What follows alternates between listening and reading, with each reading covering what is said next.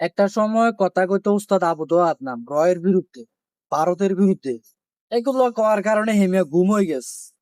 অনেকদিন ধরে নিখোঁজ আছিল, খেয়াল আছে না? এরপর দিয়ে কথাগুলো ইসকনের বিরুদ্ধে, অ্যাডভোকেট সাইফুল্লাহ আলিফ না কি জানি নাম। তো উনি কথা কওয়ার পরে দিয়ে ওনারে মনে করেন দিনে দুপুরে হত্যা করা হয়েছে। ইসকনের লোকেরা বিচার হয়েছে, হয় নাই, জীবনে হইতো না। আরেকজন আছে, হেমিয়া কথা কয় ভারতের বিরুদ্ধে, আমেরিকার বিরুদ্ধে। কথা কওয়ার পরে দি হেমি হলো জঙ্গি, চিনছেন নি?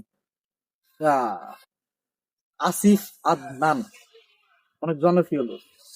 হেমিয়া আমেরিকার বিরুদ্ধে বা ভারতের বিরুদ্ধে, এগুলোর বিরুদ্ধে কথা কইলে, অন্যান্য হক কথা কইলে এগুলোর বিরুদ্ধে যাইবে স্বাভাবিক।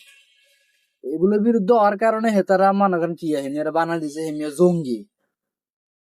এই যে কয়েক মাস আগের ঘটনা, কারো বিরুদ্ধে আপনি কথা কইলে, হক কথা কইলে আপনি জঙ্গি হইবেন বা আপনার খুন করে হইব স্বাভাবিক, যতদিন না কোন একটি ইসলামিক দল ক্ষমতা আইছে ততদিন আপনারা হক কথা কইতে হারবেন না।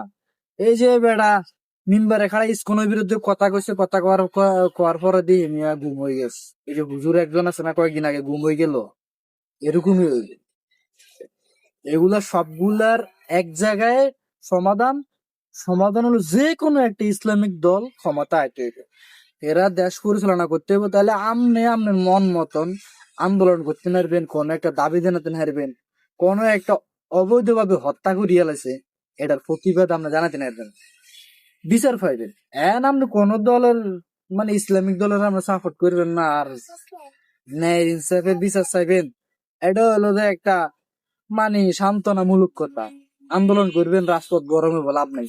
পরে দেখবেন গরম হানি মারি হাসিনার মতন, গরম হানি মারি এরপর মারি ডারি করবো গিয়ে রক্ত মাখি হুজুরেছে। এমনি চলবো দেশ যতদিন না আকিদা লইব থাকবে।